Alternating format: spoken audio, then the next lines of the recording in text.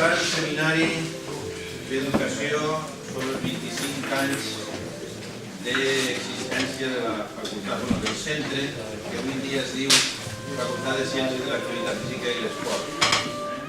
Jo crec que tots vosaltres, o la gran majoria de vosaltres, conegueu el professor Pedro Molina.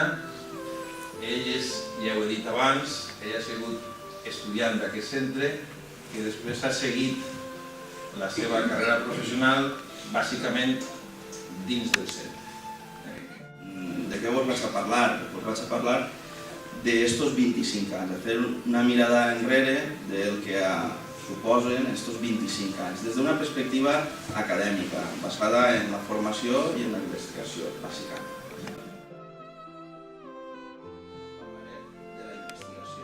De la formació us vaig a parlar de dues coses. Em vaig a centrar en dos aspectes, de lo que seria els estudis de llicenciatura i grau, en la llicenciatura tant en Educació Física com en Ciències de l'Activitat Física i l'Esport, i després us parlaré també de cursos de postgrau i formació permanent que s'han fet en aquest centre i que d'alguna manera han contribuït a la formació de docents en Educació Física. El primer pla d'estudis, en el de llicenciatura en Educació Física, reconeixia que n'hi havia assignatures ja relacionades amb la docència, com per exemple la didàctica de l'educació física i l'esport, que en aquell moment era 1, i didàctica de l'educació física i l'esport 2.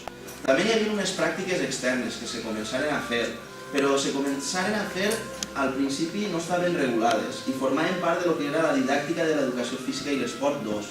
Era un complement de 40 hores, que es reconeixia com a 40 hores, però com a 40 hores a més de les 90 de l'assignatura que tenien en quart curs. I després també se van fer alguns seminaris voluntaris. En la llicenciatura, en l'any 96, canvia el pla d'estudis i apareixen assignatures ja molt dedicades i a més molt orientades a lo que seria el currículum de l'educació física. No hi ha potser un caràcter més ampli o no tan específic, sinó que així hi ha un caràcter, agafen les assignatures un caràcter molt específic cap al currículum de l'educació física. I estan les assignatures de teoria i pràctica del currículum, l'assignatura de disseny curricular de l'educació física, és una assignatura anual de teoria i pràctica del currículum, disseny del currículum o disseny curricular, és una assignatura quadrimestral i projectes i matèries curriculars és una assignatura optativa que estava en el primer cicle. I després tinguem el pràcticum, que ja sabeu que una de les branques que té el pràcticum és la dedicada a l'ensenyança, que teniu 12 crèdits. Això és la formació més o menys que s'ha donat en els plans d'estudi de llicenciatura. En quant al grau, trobem moltes assignatures relacionades en el que podria ser la docència en educació física, com per exemple educació del moviment, iniciació esportiva i joc educatiu, metodologia de l'ensenyança de l'activitat física i l'esport, planificació i avaluació de l'activitat física i l'esport, el pràcticum de l'ensenyança, i després hi ha un treball final de grau que també estarà vinculat al pràcticum d'alguna manera i per tant alguns treballs de final de grau també poden estar dedicats cap a l'ensenyament. Abans era el que s'anomenava un certificat d'aptitud pedagògica i en l'any 2010 ja apareix un màster universitari de professorat. I una de les característiques és que no va pertànyer al Departament d'Educació Física i Esportiva. No estarà allà dins d'aquest centre, sinó estarà en el Departament d'Expressió Musical, Plàstica i Corporal i estarà en un altre lloc, en l'Escola de Magisteri, en la Facultat de Magisteri. A més d'esta formació, diríem, permanent, també havem fet cursos de formació permanent conveniats entre la universitat i conselleria. Vam participar molt, al llarg d'aquests 25 anys s'han ofertat molts cursos i moltes activitats formatives per a professorat en actiu.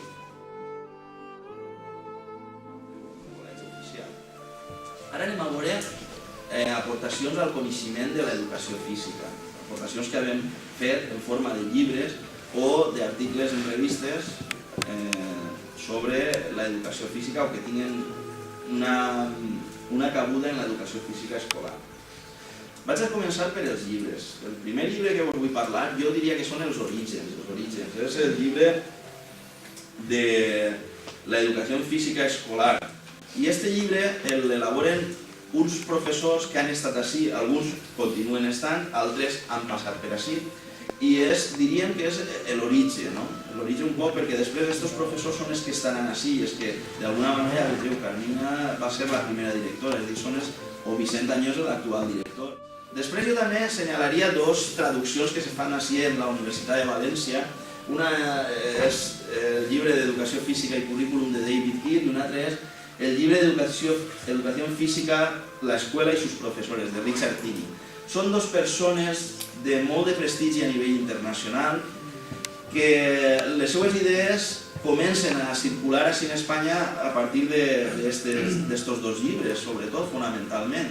Estos dos llibres, un d'ells, el traductor és el professor José de Vis, que és el llibre de David Kidd, i està editat per la Universitat de València, i l'altre, clar, no és del nostre centre, el traductor és una altra persona, però el pròleg el fa Carmina Pascual. Hi havia un curs d'especialització en mestres de primària i estos són els dos manuals que se van utilitzar, que se van editar. Són manuals que es edita la Conselleria d'Educació, són manuals que dirigeix el professor Miguel Villamón i són manuals en els que participen molts professors d'aquest centre. Després també hi ha un altre llibre que jo també el senyalaria, que és aquest llibre que coordina el professor José de Vis i que és un llibre que deriva de la Universitat d'Estiu de Gandia, d'uns cursos que se feien a la Universitat d'Estiu de Gandia i que d'alguna manera acaben en una obra publicada que es diu L'educació física, el deport i la salut en el siglo XXI. I ara ja per últim, i en això ja acabaré, vaig a parlar d'algunes línies d'investigació, de les línies d'investigació que d'alguna manera en aquests 25 anys s'han fet. Una línia és la de teoria i desenvolupament del currículum de l'educació física. Una altra és la d'ensenyança dels jocs esportius. Una altra és la de l'ensenyança del judo i les activitats de lluita. Una altra és la de la salut com contingut de l'educació física. Una altra és la de l'expressió corporal. Materials curriculars. I per últim veurem una línia relacionada amb el currículum ocult, la ideologia i les creences i actituds en educació física. I per últim m'agradaria assenyalar, encara que no està en les línies d'investigació ni res d'això, un article de revisió sobre investigació o de la investigació crítica en educació física que fa el professor de Vis en un llibre de molt de prestigi, que és el Handbook of Physical Education. Reflexions finals. Jo crec que s'han fet moltes accions formatives i també d'estudis relacionats en l'àmbit de la docència. També m'agradaria assenyalar un comentari final i és que molts dels professors de la unitat de teoria i pedagogia de l'activitat física i l'esport tenim molt de contacte amb professorat del Departament de Didàctica i Organització. Este Departament de Didàctica i Organització Escolar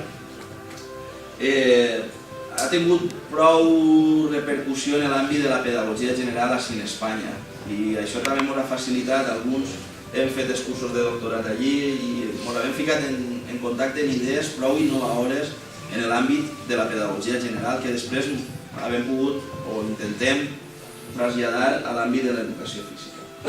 També un altre comentari que m'agradaria fer és que la integració en la Universitat de València i la promoció del professorat ha condicionat molt els temes d'estudi.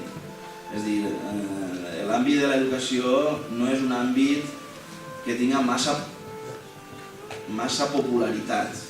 Malgrat que s'ha fet moltes coses, jo crec que no és un àmbit que siga fàcil.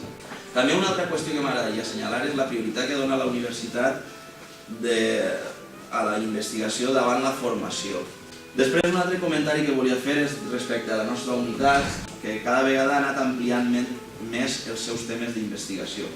Recordar-vos la problemàtica que us he assenyalat del màster en professorat d'educació física. I per últim, ja m'acomiado de vosaltres i us agraïs la paciència, és que després de 25 anys i malgrat les reflexions fetes, que us he fet ara al final, crec que encara hi ha il·lusió en el centre, en este centre, per l'àmbit docent. I res més, perdoneu per l'extensió, moltes gràcies per la vostra assistència i no sé si voleu fer alguna cosa.